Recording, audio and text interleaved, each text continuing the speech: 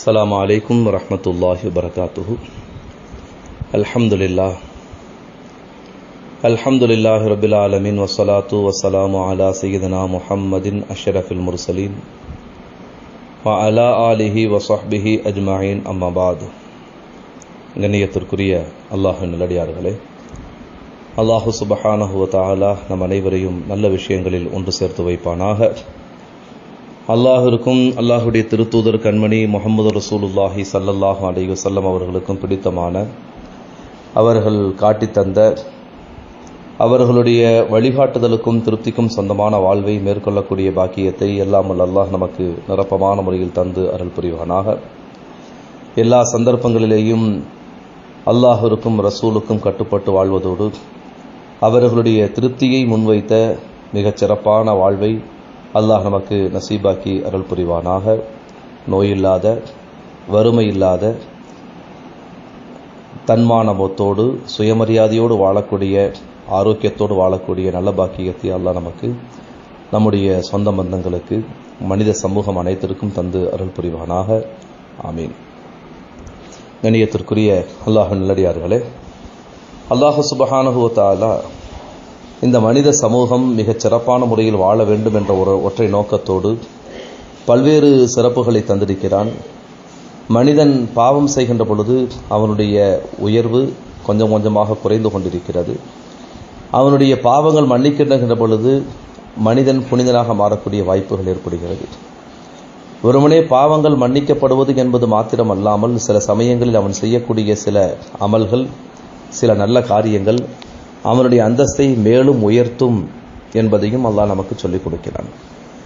அந்த அடிப்படையிலே அல்லாஹ் சுப்ஹானஹு வ தஆலா மனிதன் மிகச் சிறப்பானவனாக, உயர்ந்தவனாக, அல்லாஹுடைய நெருக்கத்தை பெற்றவனாக மாறுவதற்காக பல்வேறு வழிமுறைகளை நமக்கு கற்றுத்தந்திருக்கிறான். அந்த வழிமுறைகளில் மிக முக்கியமானது, அல்லாஹுடைய நெருக்கத்தை பெறுவதற்கு மிக மிக காரணமாக அமையக்கூடியது, அல்லாஹ்விற்காக தியாகம் செய்து வாழக்கூடிய ஒரு வாழ்க்கை.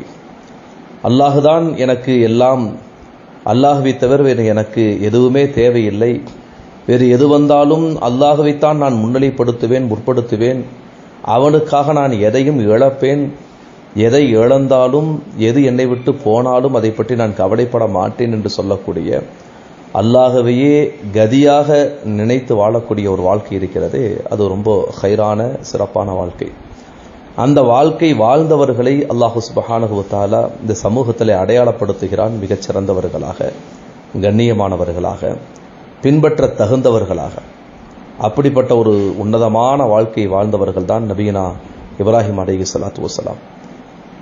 எந்த அளவிற்கு என்று சொன்னால், அல்லாஹ் சுப்ஹானஹு வ தஆலா இப்ராஹிம் அலைஹிஸ்ஸலாத்து வஸ்ஸலாம் அவர்களை தன்னுடைய ஹலீல் என்று குர்ஆனிலே அறிமுகப்படுத்துகிறான்.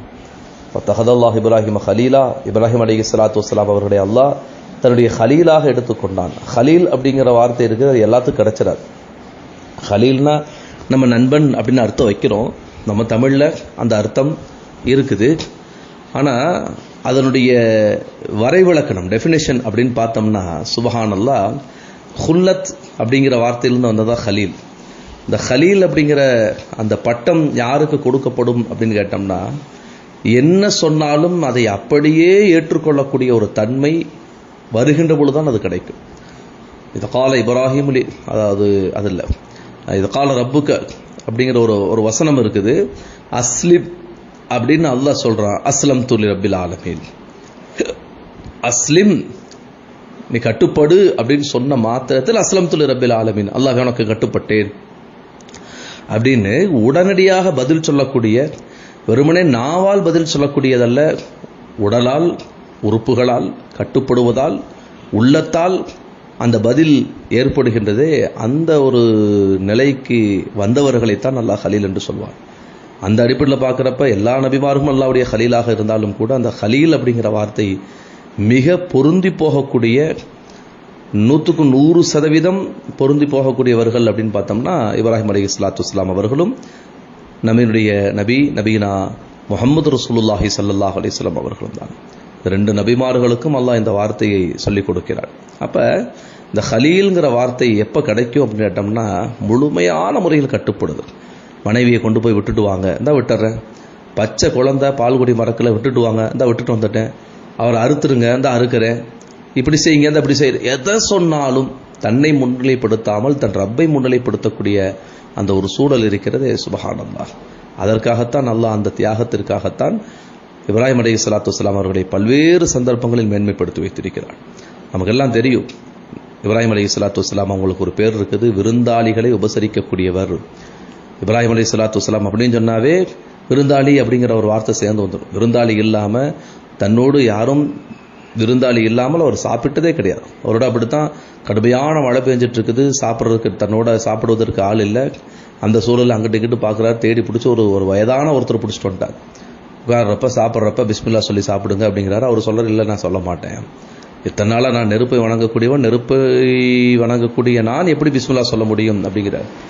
இப்போ என்னுடைய வீட்டில் இருந்துட்டு அல்லாஹ் கொடுத்த உணவை நீங்கள் பிஸ்மில்லா சொல்லாமல் சாப்பிடுவீங்க, நான் கொடுப்பேனா, நான் உங்களுக்கு உணவில் போங்க அப்படின்னு துரத்து விட்டுறாங்க இப்ராஹிம் அலைஹிஸ்ஸலாத்து வஸ்ஸலாம். அவர் போயிட்டார். போனதுக்கு பின்னாடி ஜிப்ரீல் அலைஹிஸ்ஸலாம் வந்து சொன்னாங்க, அல்லாஹ் அவங்க மேலே வருத்தமாக இருக்கிறான், இத்தனை வருஷமாக ஒரு நாள் கூட அல்லாஹ்னு சொல்லலை, ஆனால் ஒரு நாள் கூட அவரை பட்டினி போடலை, நீங்கள் அல்லாஹ்வுடைய பேரை சொல்லி அவரை பட்டினி போட்டுட்டீங்களே அப்படின்னு அல்லாஹ் வருத்தமாக இருக்கிறான்னு சொன்னோன்னே, இந்த இடத்துல துரத்தி விட்டது இப்ராஹிம் அலைஹிஸ்ஸலாத்து வஸ்ஸலாம். அவங்களே ஓடுறாங்க, ஓடி போய் அவரை பிடிச்சி இழுத்துட்டு வந்து அவருக்கு சாப்பாடு கொடுக்குறாங்க. எதுக்காக இந்த செய்தியை சொல்கிறேன் அப்படின்னு கேட்டோம்னா, நாம் ஒருத்தரை அடித்ததுக்கு பின்னாடி நம்ம மன்னிப்பு கேட்குறதும், நாம் ஒருத்தரை நியாயமான முறையில் துரத்தி விட்டதுக்கு பின்னாடி அவரை கூப்பிட்டு வந்து நிற்க வைக்கிறது அப்படிங்கிறதெல்லாம் நம்முடைய தன்மானத்திற்கு ஒரு இழுக்கு. நம்ம யோசிப்போம், நம்ம ஈகோ தடுக்காது. நமக்கு தப்பே செஞ்சாலும் மன்னிப்பு கேட்க யோசிக்கக்கூடிய நான், அவருடைய தரப்பில், அதாவது இப்ராஹிம் அலைஹிஸ்ஸலாத்து வஸ்ஸலாம் அவங்களுடைய தரப்பில் அது தவறு இல்லை. பிஸ்மில்லா சொல்லி சாப்பிடுங்க அப்படிங்கிறதும், நபியினுடைய வீட்டில் பிஸ்மில்லா சொல்லாமல் சாப்பிட்றப்ப அதை அனுமதிக்கிறது அப்படிங்கிறது ஒரு சாத்தியமில்லாத ஒன்று. இருந்தாலும் கூட தன்மானத்தை விட்டு கொடுத்து அல்லாஹுடைய அன்பு தான் எனக்கு முக்கியம் அப்படிங்கிற எண்ணத்தில் அவங்க அந்த காரியத்தை செஞ்சாங்கன்னா எவ்வளோ பெரிய தியாகம் அப்படிங்கிறத நாம் என்ன செய்யணும், விளங்கிக்கணும். ஆக இவ்வளவு பெரிய தியாகம் செஞ்சனால தான் அல்லாஹ் என்ன செஞ்சான், இப்ராஹிம் அலைஹிஸ்ஸலாத்து வஸ்ஸலாம் அவங்களை மேன்மைப்படுத்தக்கூடிய விதத்தில் பல்வேறு அமல்களை அவர்களை கொண்டு நமக்கு கடமையாக்கணும், அவர்களுடைய செயல்களை கொண்டு என்ன செஞ்சால் நமக்கு கடமையாக்கினான். நம்ம அல்ஹம்துலில்லாஹ் ஒரு பெரிய பாக்கியமான ஒரு நாட்களில் நாம் இருக்கிறோம். துல்ஹஜ் மாதம் தொடங்கி பிறை 1 நாம் அமர்ந்திருக்கிறோம். இந்த நேரத்தில் நாம் யோசிக்க வேண்டிய விஷயம், இந்த நேரத்தில் நாம் சிந்திக்க வேண்டிய, நம்முடைய சிந்தனைக்கு கொண்டு வர வேண்டிய மிக முக்கியமான ஒரு ஆளுமை இப்ராஹிம் அலைஹிஸ்ஸலாத்து வஸ்ஸலாம். அவங்கள கொண்டுதான் இந்த 10 நாட்களும், அவர்களுக்காகத்தான், அவர்களை கொண்டுதான் இந்த 10 நாட்களும் சிறப்பு பெறுகிறது. எவ்வளோ பெரிய சிறப்பான நாள் அப்படிங்கிறதெல்லாம் நம்ம சொல்லித்தான் நீங்கள் தெரியணுங்கிறது இல்லை. அல்லாஹ்வுடைய பெரிய கிருபையை கொண்டு இந்த நாட்களுடைய சிறப்புகளை மிக அதிகமாக நீங்கள் விளங்கி இருக்கிறீர்கள்.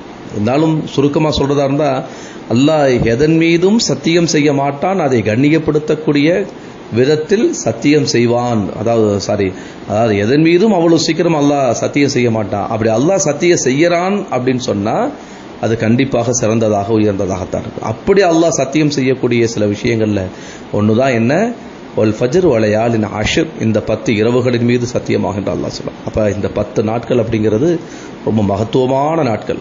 நபிகள் நாயகம் ஸல்லல்லாஹு அலைஹி வஸல்லம் ஹஜ்ஜத்துல் விதால சொல்லுவாங்களே, இந்த நாள், இந்த மாதம் எவ்வளவு சிறப்பானதோ அதைவிட சிறப்பானது முஸ்லிம்களுடைய, மூமின்களுடைய மானமும் அவர்களுடைய பொருளும் என்று சொல்வார். அப்போ இந்த நாள் போல அது ஒரு சிறப்பான நாள் அப்படிங்கிற என்ன செய்கிறாங்க நபிகள் நாயகம் ஸல்லல்லாஹு அலைஹி வஸல்லம். அப்போ இது ஒரு சிறப்பான நாள். இந்த சிறப்பு எப்படி வந்துச்சு, இந்த நாட்களில் தான் இப்ராஹிம் அலைஹிஸ்ஸலாத்து வஸ்ஸலாமுடைய தியாகம், ஹாஜர் அலைஹிஸ்ஸலாத்து வஸ்ஸலாமுடைய தியாகம், இஸ்மாயில் அலைஹிஸ்ஸலாத்து வஸ்ஸலாமுடைய தியாகம், இந்த தியாகங்களுடைய ஒட்டு மொத்தமும் நடந்த காரணத்தினால் இந்த நாட்கள் சிறப்பு பெறுவதாக நம்முடைய இமாம்கள் நமக்கு சொல்லித்தரும். அதனால் இந்த நாளை அவர்களுடைய தியாகத்தை கொண்டு இந்த நாள் சிறப்பானது. இந்த நாளை கொண்டு நாம் சிறப்பாக வேண்டும் என்று சொன்னால் நம்மள்கிட்டையும் அந்த தியாகங்கள் வரணும்.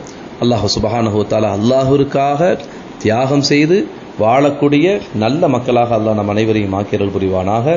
எல்லா சந்தர்ப்பங்களிலேயும் அல்லாஹ்வை முன்னிலைப்படுத்தி, அல்லாஹ்வை முற்படுத்தி, அல்லாஹ்விற்காக மட்டும்தான் என்று சொல்லக்கூடிய ஒரு சிறப்பான வாழ்வை அல்லாஹ் நமக்கு நசீபாக்கி தந்து அருள் புரிவானாக. இன்ஷா அல்லாஹ் இனி வரும் நாட்களில், இன்றைய நாளில் செய்யக்கூடிய அமல்கள் குறித்த சில தகவல்களை நாம் பார்ப்போம். அல்லாஹ் அதற்கு அருள் புரிவானாக. ஆமீன்.